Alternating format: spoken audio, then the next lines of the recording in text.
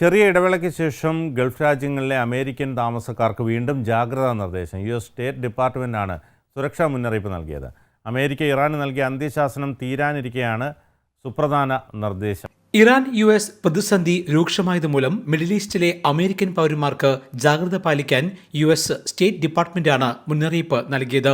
ഈ സമയം അമേരിക്കൻ സ്വദേശികൾ യാത്രകൾ പുനഃപരിശോധിക്കണം. പ്രാദേശിക അസ്വസ്ഥതകളും ഭീഷണികളും വർദ്ധിക്കുന്നതിനാൽ കൂടുതൽ ജാഗ്രത പാലിക്കണം. ശത്രുതയ്ക്കുള്ള സാധ്യതയെക്കുറിച്ച് ധാരണ ഉണ്ടായിരിക്കണമെന്നും US സ്റ്റേറ്റ് ഡിപ്പാർട്ട്മെന്റ് സുരക്ഷാ മുന്നറിയിപ്പിലൂടെ വ്യക്തമാക്കി. അടിയന്തര സാഹചര്യത്തിൽ ഏറ്റവും അടുത്തുള്ള അഭയകേന്ദ്രം മുൻകൂട്ടി കണ്ടെത്തണമെന്നും അമേരിക്ക പൗരന്മാരോട് നിർദ്ദേശിച്ചു.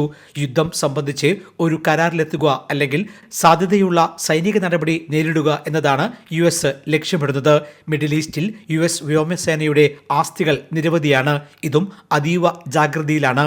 അതേസമയം മറുവശത്ത് ഇറാന്റെ ഇസ്ലാമിക് റവല്യൂഷണറി ഗാർഡ് കോർപ്സ് തങ്ങളുടെ സേനകളെ യുദ്ധജാഗ്രതയിൽ നിർത്തിയിരിക്കുകയാണ്. ഏത് സാഹചര്യത്തെയും നേരിടാൻ തയ്യാറായിരിക്കാൻ നിർദ്ദേശം നൽകിയിട്ടുണ്ടെന്നും റിപ്പോർട്ടുകളുണ്ട്. അമേരിക്ക ഇറാൻ നൽകിയ അന്ത്യശാസനം തീരാനിരിക്കെയാണ് ഈ സുപ്രധാന നീക്കങ്ങൾ. Jaihind news, Dubai. One anchor every week, 20 years, 1,000 episodes on one TV channel. Middle East This Week, an Elvis Chumar TV show. Exclusively on Jayhind TV. Stay tuned for the 1000 countdown.